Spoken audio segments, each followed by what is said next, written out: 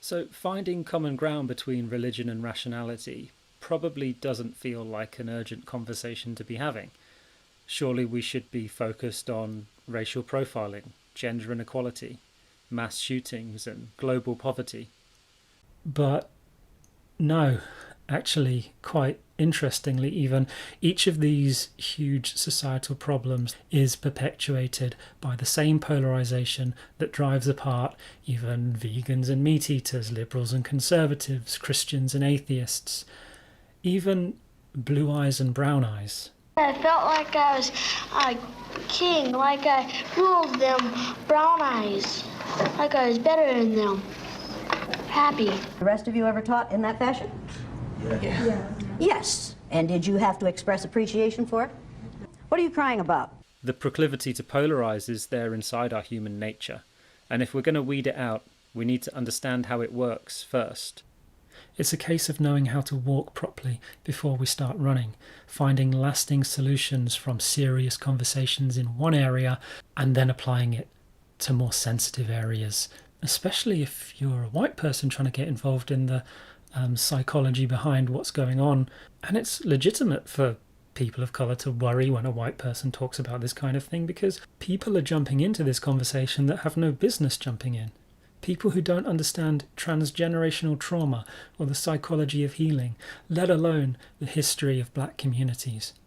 So this guy reached out and we were talking about it. One of the things that he was doing is trying to tell me how I should feel. This is a tough subject. I'm not gonna sit here and say I got all the answers, but I understand psychology and I understand healing. Healing happens with listening. You're probably right. This person probably does need to think freer or more openly, but they're not going to get there until their pain is acknowledged. And then you're making them feel worse because now they're not being heard and they're trying to explain their pain to you.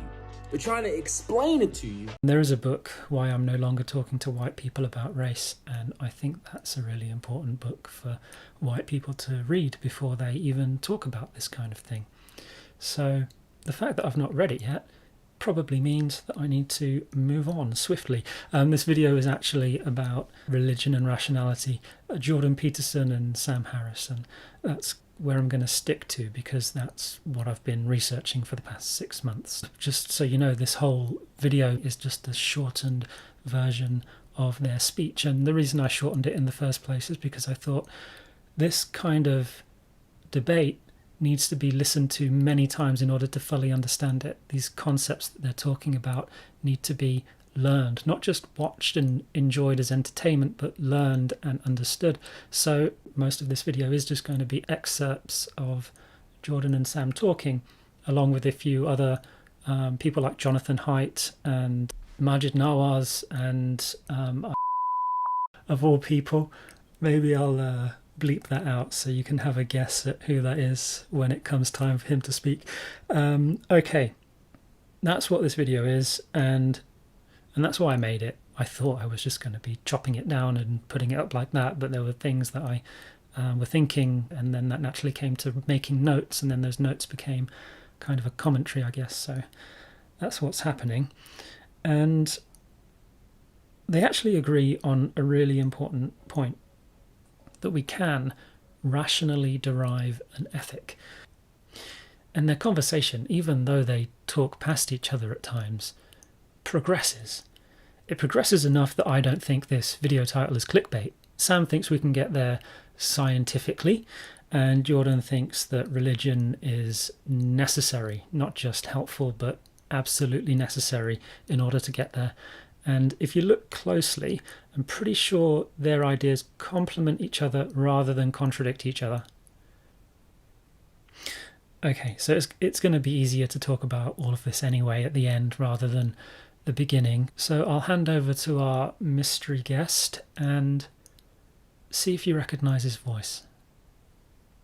The remedy the world needeth in its present-day afflictions can never be the same as that which a subsequent age may require. Be anxiously concerned with the needs of the age ye live in, and center your deliberations on its exigencies and requirements. So that's Rainn Wilson, obviously Dwight from The Office, explaining perfectly why we need to pay closer attention to contentious conversations like this one.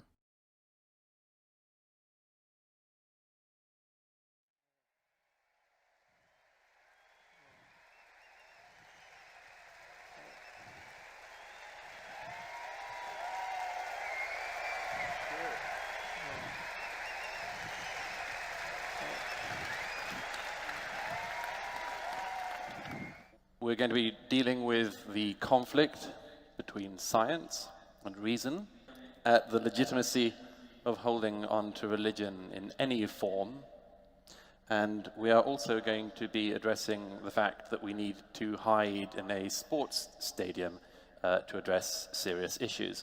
No, they don't get to that at all, but The Coddling of the American Mind is the book to read if you want to learn about that. We clearly share a common project. I mean, we are trying to figure out how to live the best lives possible, both individually and collectively, and we're trying to figure out how to build societies that safeguard that opportunity for as many people as possible. How do you view religion in this contest between good ideas and bad ideas? And for me, religion emphatically gets placed on the side of bad and old and worth retiring ideas. The way you talk about God has convinced and will continue to convince some percentage of humanity that it's fine to hold on to this old sort of God, this God that can hear prayers and that can intervene or not in the lives of human beings.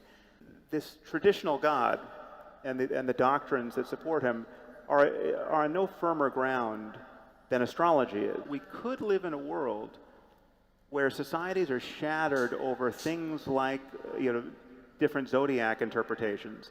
And we don't live in that world for good reason, because we have beaten astrology into submission. And I would say that religion, in terms of revealed religion and belief in a personal God, is, over the centuries, getting the same treatment by science and rationality, and should be. And it is a perverse circumstance that we live in a world that is shattered by religion. Yeah.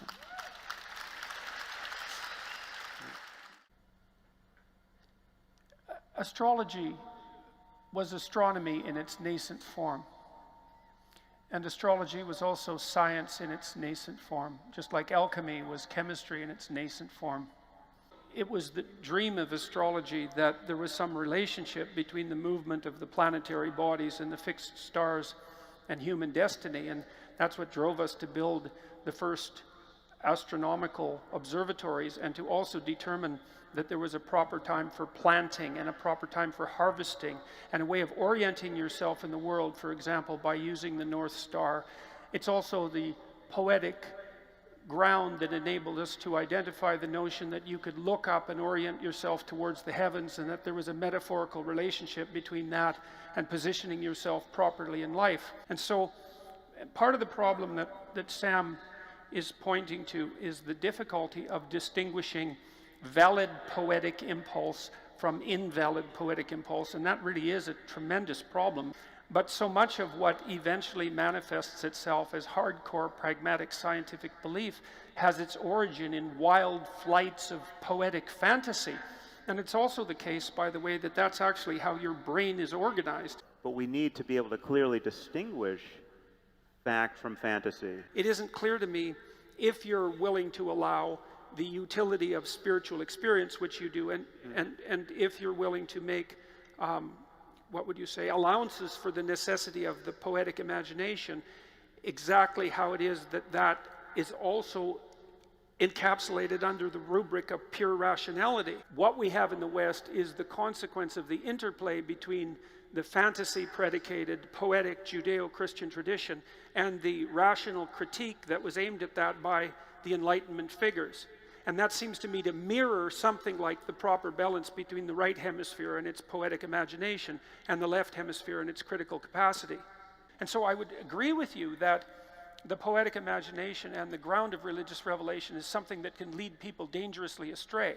But I would say at the same time that it constitutes the grounds of our initial exploration, and that it's actually ineradicably necessary This is an instance of what's called the genetic fallacy, the idea that because something emerged the way it did historically, as a matter of historical contingency, it is good, the origin is in fact good and worth maintaining, or that it was in fact necessary, that we couldn't get these good things like democracy any other way. There's no Abrahamic religion that is the best conceivable womb of democracy or anything else we like, science. That's a great place to get Douglas involved. Yeah. Sam's been talking about this scientific understanding of morality for, well, more than a decade now. There are truths to be known about how human communities flourish, whether or not we understand these truths, and morality relates to these truths. Yeah, definitely check out his book, The Moral Landscape. It's not a universally accepted thesis. People mainly remain sceptical for the is-ought problem not being adequately addressed. How can our moral values derive from non-moral natural facts? How can we derive how we ought to act based on what is? I see. There is a gap in our reasoning. And for well-being not being the be-all and end-all of all being. He claims this like it's a necessary truth, despite the numerous philosophers who believe that well-being is not the only component of morality, or not an essential component of morality at all. Sam doesn't really engage with the philosophy. That's a fair criticism. Sam could just admit that an ought can't be derived from an is, and still maintain that the moral landscape is scientifically and empirically knowable. You could still argue about moral realism versus anti-realism. It's totally possible to be a moral realist and a moral objectivist and still admit that you can't derive a lot from it. And it does seem, at first glance, like that would undermine his whole argument. This extra axiom to get morality off the ground is not one of the axioms we need to get science off the ground. Admit it, it's okay. It's not. You'll be happier. You should do it. Yes, good point. Minimize the suffering of these.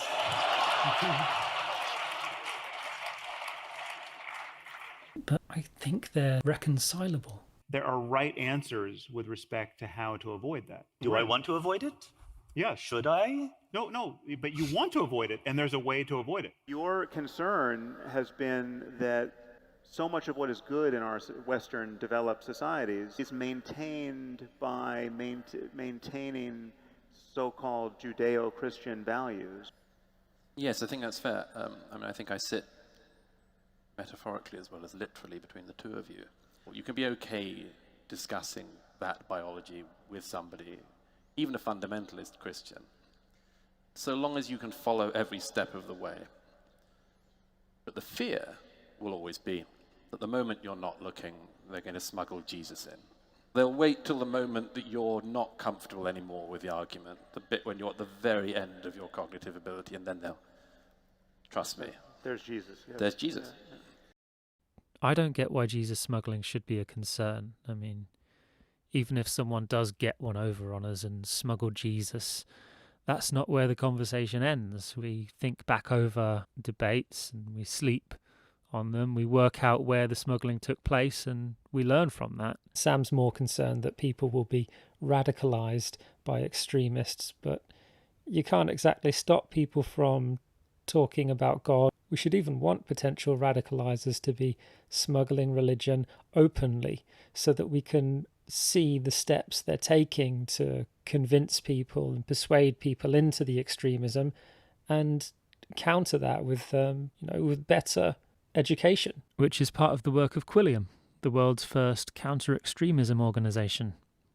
Education's our greatest weapon, and if there's one book that everyone needs to educate themselves with, it's The Righteous Mind, Why Good People Are Divided by Politics and Religion. I really disagree strongly with the new atheists. I'm an atheist myself, but Sam Harris and Richard Dawkins, who say that God is a delusion, it's a parasite, get rid of it, I think they're just wrong about what religion is. I think we evolved to be religious, and before we had governments and democracy, religion provided the structure that allowed people to work together, to trust each other, to delay gratification. So I think religion is interwoven with human nature. Sam Harris wants to break the spell of religion by pointing to science, but Jonathan Haidt has the much more nuanced and achievable position of wanting to understand the spell through doing science. And I know what Sam means. The hold that religion has over certain people is terrifying, but The better way forward is education, research, conversation, because as we understand the spell, it removes the power. The Bible, for example, is a mystery because we don't really understand the processes by which it was constructed, and we don't understand the processes by which we all agreed collectively over several thousand years to organize the book the way it is organized. We know that there was a political and all too human process of voting certain texts in for inclusion, and some were in for centuries and then got jettisoned, and Revelation came in far later than, I mean, there were whole generations of Christians who lived and died under the banner of the Bible, and it was a different Bible at the time. They had the wrong Bible. Fair enough, Sam, and I'm not saying that political, etc., considerations didn't enter into it. I'm sure all human considerations entered into it, but there was some collective process of winnowing, and you can attempt to reduce that to economic or political causes, which is generally what secular assessors like Freud and Marx both did, and with a fair degree of success, I might add. But my point of departure when looking at these texts is one of an essential radical ignorance. I don't assume that I understand the mechanisms by which they were generated or edited or collected or kept or remembered, or why they had the impact they had.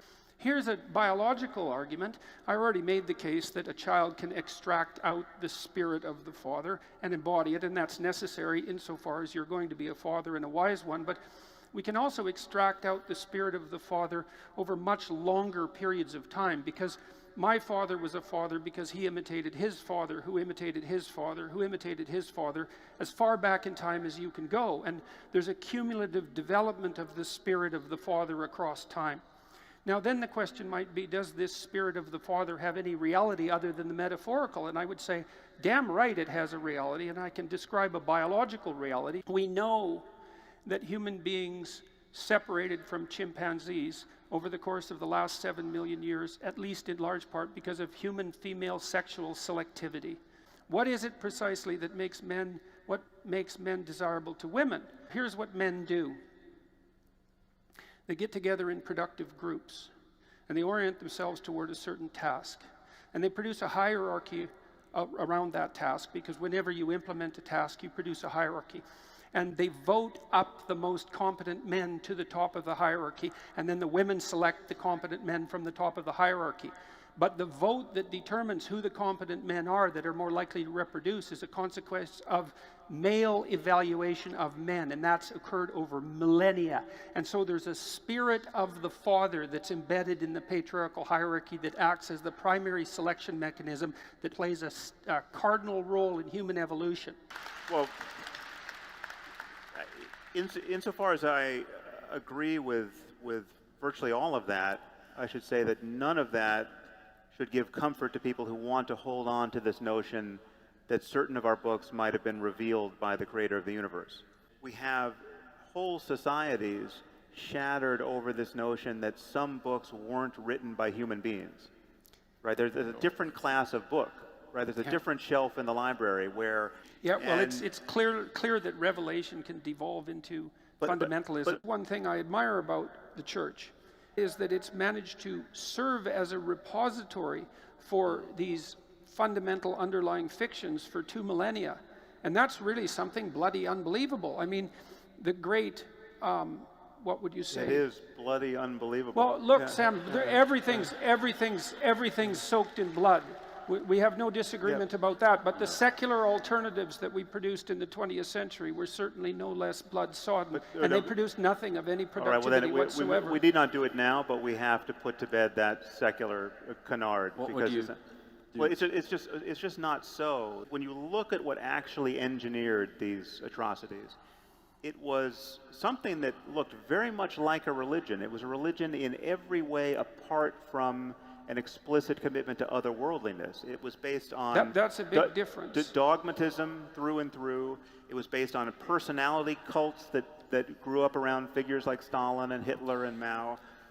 It was not the ideas of Bertrand Russell and David Hume that brought us to the Gulag or to Auschwitz. Yes, but then you can't say it's the thought of Jesus Christ either. I mean, well, no, it's true. No, I can say that. I can say it was the thought of St. Augustine.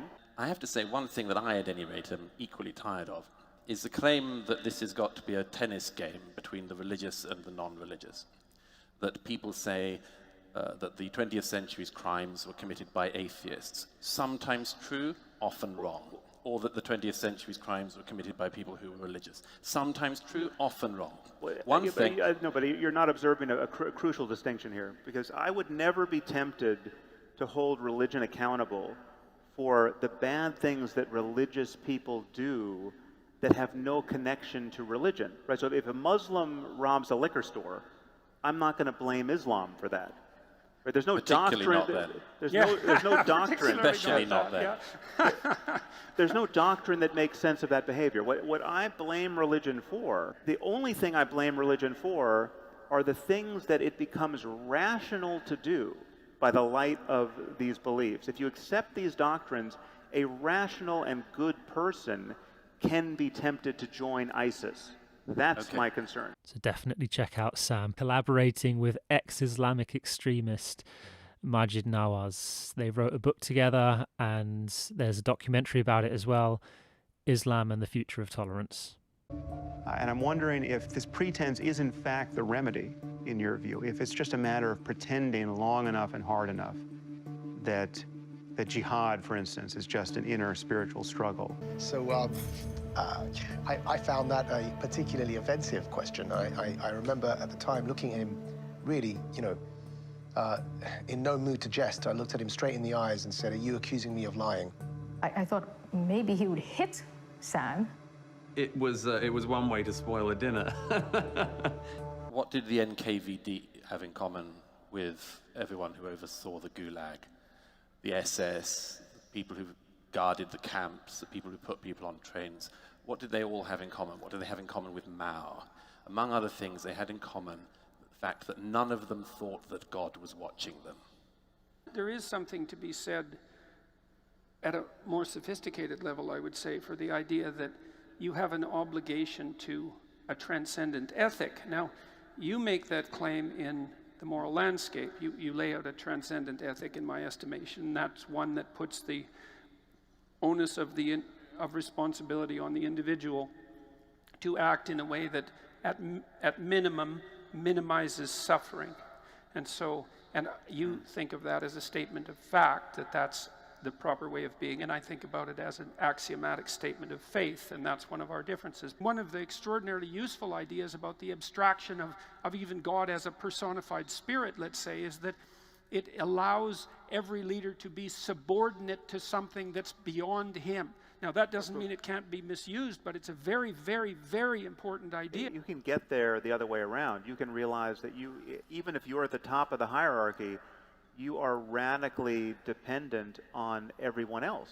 I would put in its place the totally defensible and palpably true fact that you could be the king of the world, and you are dependent on everyone around you. Well, look, I mean, I don't.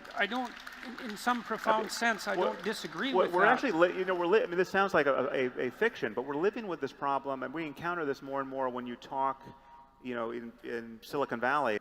What level of wealth inequality will everyone find alarming? And some people are acting as though there is no level, to the point where we have trillionaires walking around. It's a funny thing, because that's a place where our thought loops and then agrees to some degree again, because I do believe that you can, in some sense, rationally derive an ethic. Okay, what's the optimal solution for you? There's you now, and you tomorrow, and you next week. Imagine yourself as multiple individuals across multiple time frames. Then you do the same thing with other people, which is the point you just made. Well, it isn't just you, because who's you? There's you and your family. Then to some degree that flows off into the community, and so there is no isolated you, and that's sort of your point with regards to the ethic. But then, so I agree with all that, but then one of the things that I would suggest is that we have observed ourselves attempting to solve that multiple identity, multiple time frame problem, and we've told stories about people who do that exceptionally well, and then we've winnowed out those stories, and we've produced these powerful narratives that encapsulate the ethic that does in fact reflect that wisdom. And so I think you actually accept some of that in your moral propositions. You certainly believe, for example, that the embodiment of truth is one of the means whereby you solve the problem of ethics. And I would say that that's a deeply rooted Judeo-Christian concept, that it's the truth so above deeply all. rooted that it precedes any notion of religious provincialism. I mean, it's deeper than Judeo-Christian. It's deeper than our humanity on some level. At one point, we talked about the Golden Rule, and I said that the precursor to the Golden Rule can be found even among monkeys, right? Right, so right. The Golden right, Rule is a rats, good rule yes. even for monkeys. Yes, exactly, exactly. And so, but let me just add to the yeah. picture you sketched out. I completely agree with. We have an ethical obligation even to our future selves. One thing we know for sure, in which we have begun to dimly understand and describe scientifically, is that we are bad at all of these calculations, Yes. right? Like the hyperbolic discounting of future rewards. Well, that's also why I think we have these stringent limitations on rationality, Sam, is that we can't solve the problem through calculation. Well, no, but we increasingly can. One thing I'll grant you is that it's not always best conveyed or rendered indelible and actionable by being given a nature paper. It may best be conveyed by certain stories, right? Or certain books that are in the philosophy section of the bookstore, not the science section. The Meditations of Marcus Aurelius, right? A fantastic book. I mean, there's so much wisdom in that book, right? And there's nothing about stoning a girl to death if she's not a virgin on her wedding day. Stoicism could be the, quote, religion or the guiding philosophy of the West. It would be a much better one than Judaism or Christianity.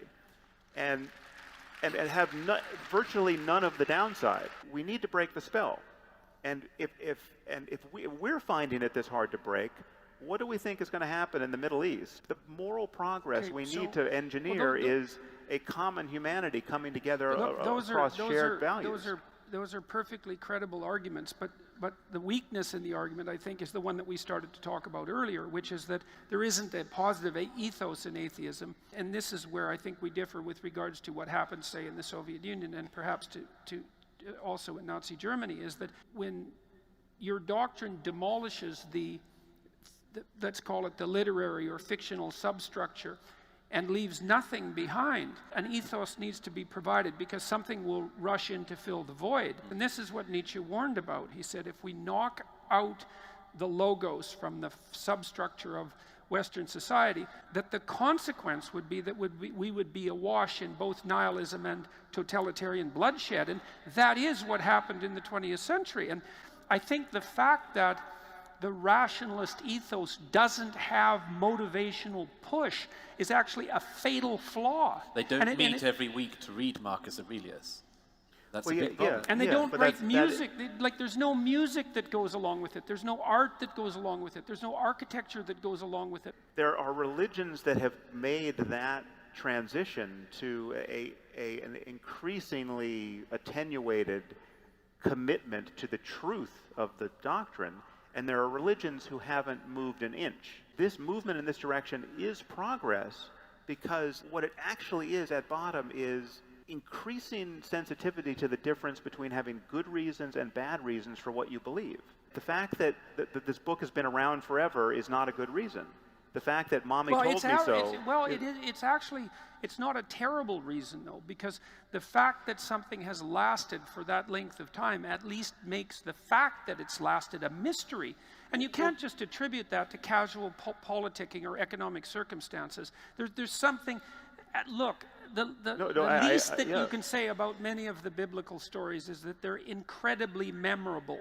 And that means that in some sense they're adapted to the memory structures of our minds. So is the mythology of ancient Greece. It's incredibly memorable. But I don't and disagree with that. All those gods are dead. The stories still can be useful. What evidence do we have that a merely secular representation, a rational representation of our ethic, is going to provide us with a motive force that would be sufficient for us to do such things as identify what's valuable about our culture and be motivated to sufficiently protect it, assuming that there's something worthy of protection. But we know what a few of those things are, and they have nothing to do with what's on the inside of a church or a synagogue or a mosque. They have to do with things like free speech. And so what I see in the underlying metaphysic, where you see superstition and fundamentalism, and look, fair enough, and it's not like I would ever argue that that's not a danger.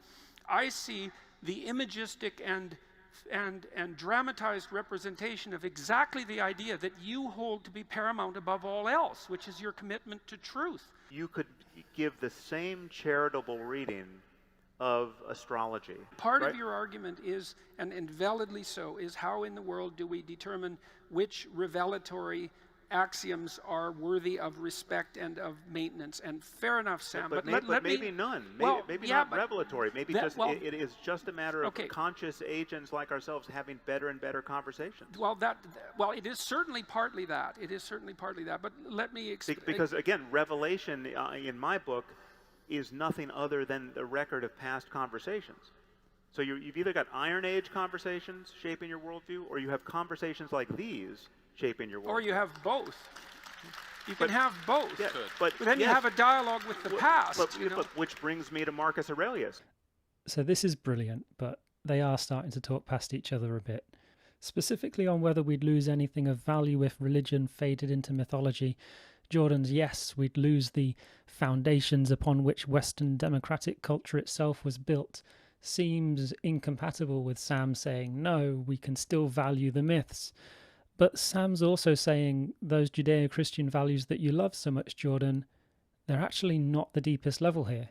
They themselves arose from the biochemistry of our brains, so I'm actually one level deeper than you. And that's what I don't think Jordan is hearing, or at least not replying to. We know that book is not the best book ever written on any topic. And here I'm speaking of the Quran, but it's true of the Bible. It's true of the Meditations of Marcus Aurelius. But no one's claiming that about the Meditations, and that's a crucial difference. It's a difference that explains so much unnecessary suffering in our world. And again, what I fear about the way you talk about religion is that at the end of all these conversations, I'm still not sure what you believe on that point, frankly. And if I'm not sure, no one out there is. Well, I don't know why you would expect to be sure about what someone believes. How do you think that any one of you are capable of fully articulating what you believe? You certainly aren't. You are not. That's completely ridiculous. You're not transparent to yourself by any stretch of the imagination. You act out all sorts of things that you can't articulate. But how about a best guess? Yeah. You know, if you look, let's go all cognitive neuroscience on this, shall we? 99% of your processing is unconscious. You're not capable of articulating yourselves. If you were, you'd be omniscient. Okay, don't give me any nonsense about that. But that is a. I've never heard so many people applaud an evasion of a simple question.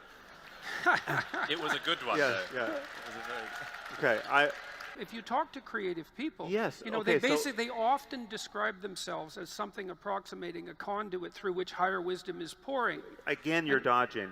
Shakespeare could say that. You're also evading a very important issue, which is how do you quantitatively rank the contributions of literature without assuming that there's a hierarchy of revelation? There's a hierarchy of wisdom, sure, but we're talking about primates like ourselves having conversations. And this is the most important game we can play. I mean, this is the best game in town, and it has always been so. It's impossible to write something, virtually impossible to write something like Cain and Abel. It's a paragraph long, and it's absolutely you're saying the Shakespeare of 3,000 years ago couldn't have written Genesis? He couldn't have written Cain and Abel, not in 10 sentences. So then who? Cain and Abel is 10 sentences long. So then and it contains more wisdom than you can dig out in a Okay, lifetime. so now we're getting to the nub of it. Then you think that it was not the product of a human mind? I think it was the product of a vast collection of human minds working over millennia. So he's definitely dodging. But interestingly, these dodges and dances, they actually say more than a direct answer could have. A case in point, here's Jordan doing his best to answer whether or not he believes in God. I don't know what you mean by believe exactly, because is what you believe what you say or what you act out? You contend with the world, you wrestle with God, You don't casually say, I believe. That's where there's some atonement and some peace, as far as I'm concerned, where that contending and that wrestling has been successful. And since I'm not like that 100% of the time, or even approximating the percent of the time that I would like to be like that, you know, despite my best efforts, then when people ask me, I'm not going to say something virtuous like I'm a believer, because there's plenty wrong with me that needs to be fixed before I would dare utter words like that. There's a deeper understanding here that you can't get from just saying yes or no. But then, of course, on the other side of things, Sam's right to be trying to pin him down. I mean, are they even using the same definition of God? Knowing Jordan, he'd probably say, well, that depends on what you mean by definition. But constructive conversation requires precisely defined terms and low-resolution labels that don't take more than an hour to explain. I mean, we may be in the midst of the discovery that the only thing worse than religion is its absence. And where are we discovering that? Look at the religions that people are making up as we speak. I mean, every day there's a new dogma, and you and I and Jordan have repeatedly tripped over those dogmas. Some usually survived, it has to be said, but they're stampeding to create new religion all the time at the moment. Every new heresy that's invented. And they're not as well thought through as past heresies. They don't always have the bloody repercussions yet, but you can easily foresee a situation in which they do. Right, I mean, a new religion is being created as we speak by a new generation of people who think they are non-ideological, who think they're very rational, who think they're past myth, who think they're past story, who think they're better than any of their ancestors and have never bothered to even study their ancestors. Right. So, but can't you say that dogmatism is the problem? The generic problem here is dogmatism, a firm belief in the absence of good argument and good evidence. And absolutely, we can agree that dogmatism of any kind has that danger, or will always have that danger. But the void also has a danger. The void that you can create if you throw out all the stories that helped get you to where you are also has this danger, because people come up with these new stories. And every day's news now is about this.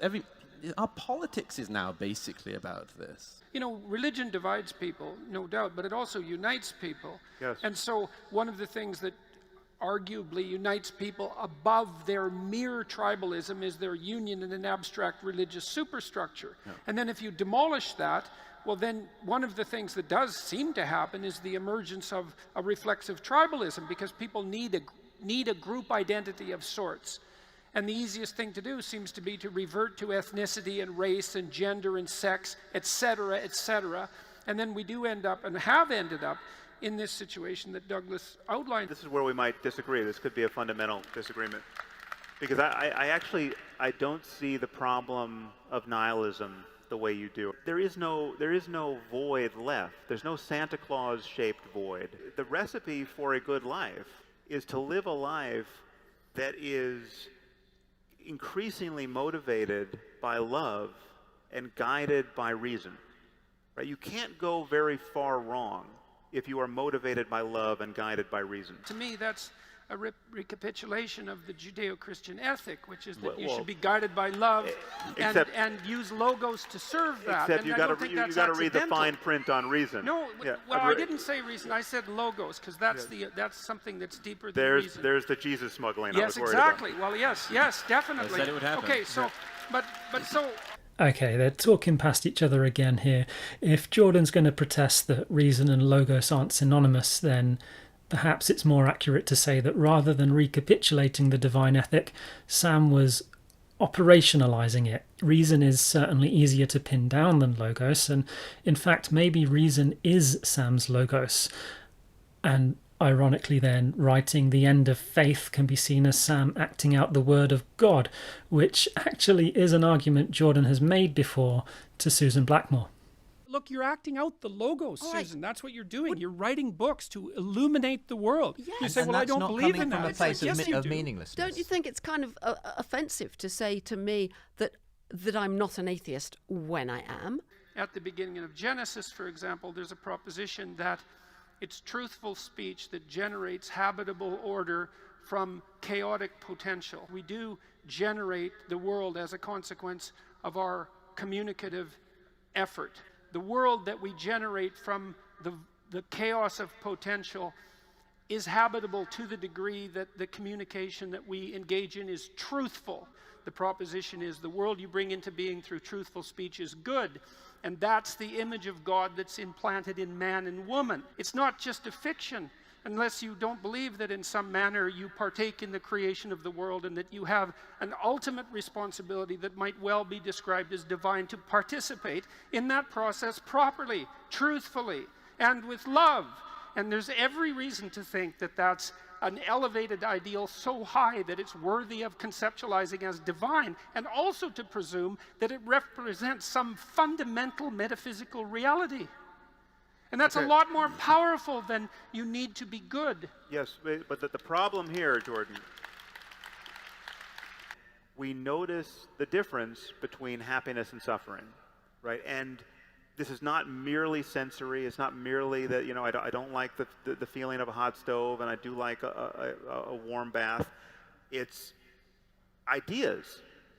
The ways of thinking about ourselves and the world can open the door or close the door to various states of happiness and suffering.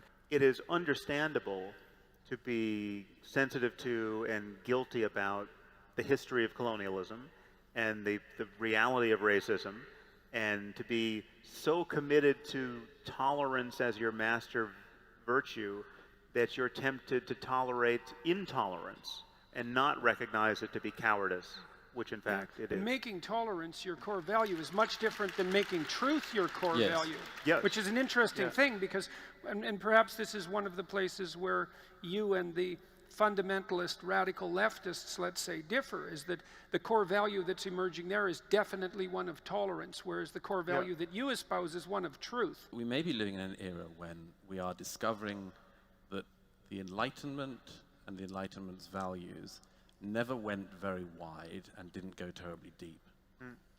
And this is a very painful realization to make. But not only do we go all around the world and discover that, we find that at home. The roots turn out not to have gone very deep in even this society, and that's a problem. It is a problem, but hence my commitment to making them deeper. And to reiterate the point, I'd be very happy if it was entirely Sam Harris's all the way down. Okay, I'd have no problem with that. It's just that underneath Sam Harris, it's hell. So fans of Jordan know that this is a recurring argument. It's probably one of his biggest arguments. Losing religion leaves a void of nihilism. So don't get rid of religion, because everyone will be nihilistic.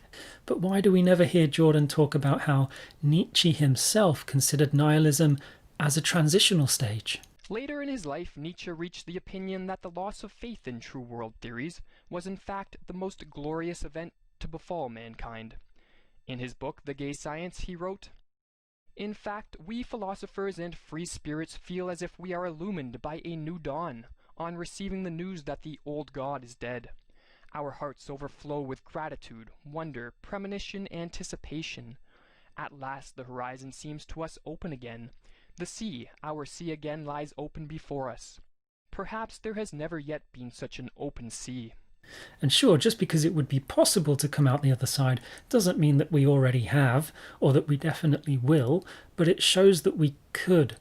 So what I'd really love to see Jordan Steelman specifically would be Sam's idea that there is no void, and you can get there the other way around. That seems like a pretty strong argument of Sam's. And the evidence against it that Jordan keeps repeating, not true in every circumstance.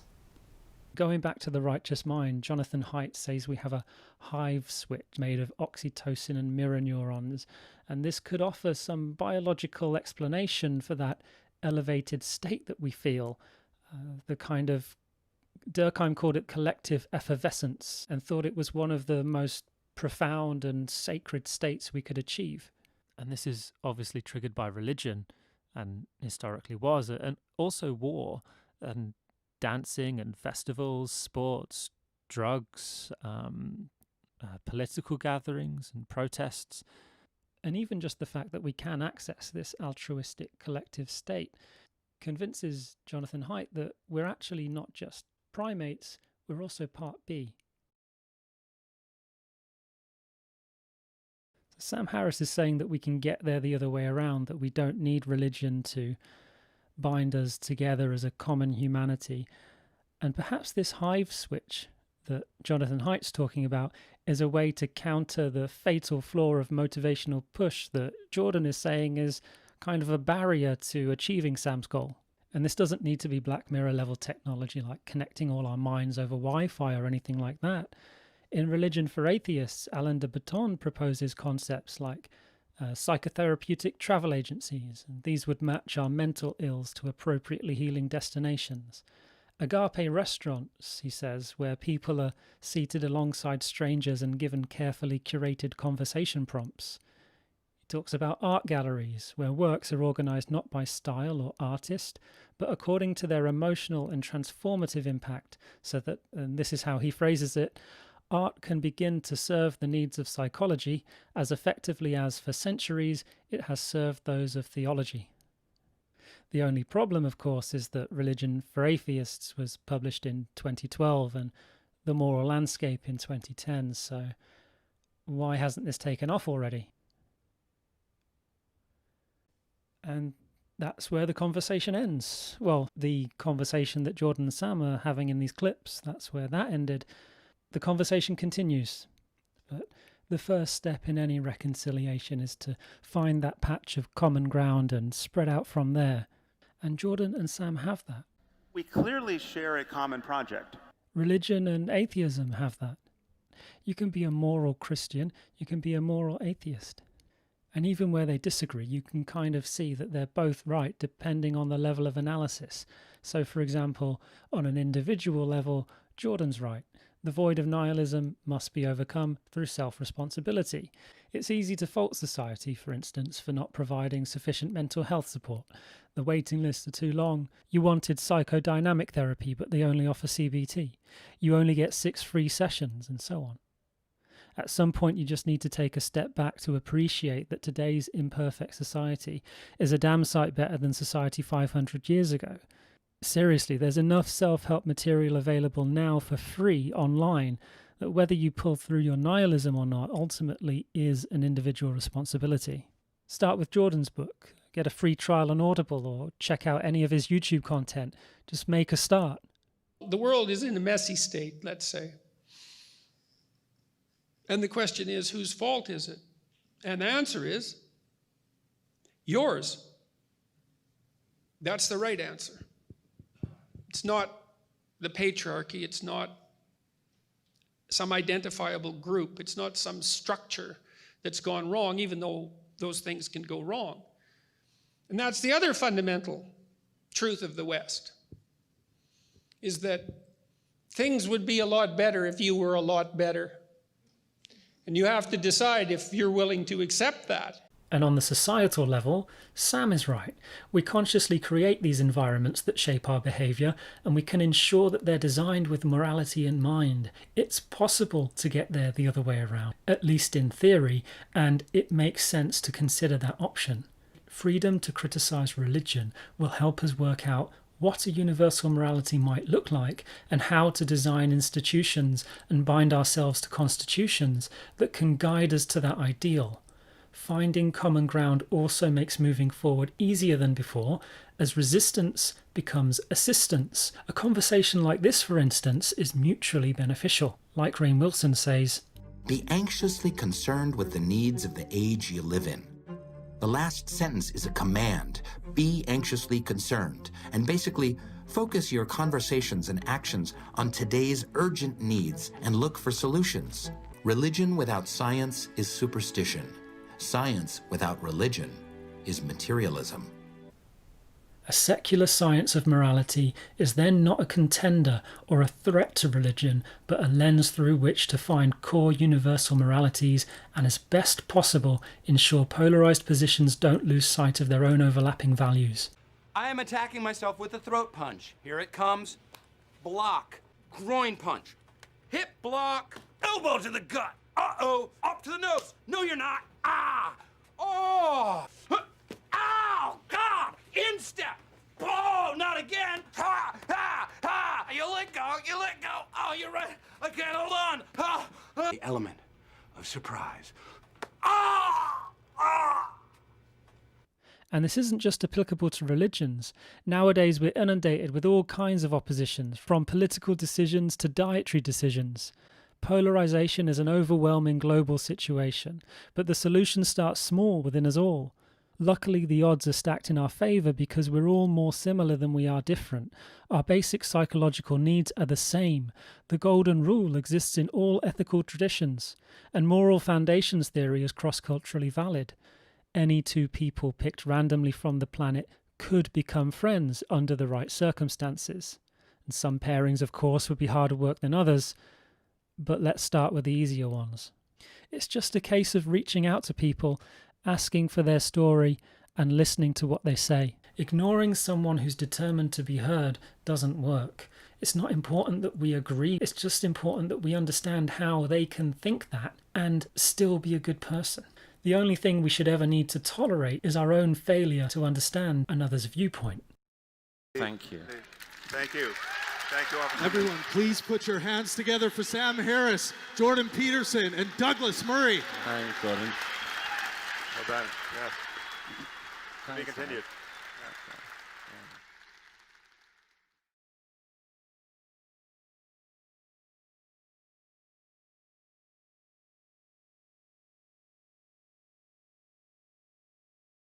That has to be very carefully edited on YouTube.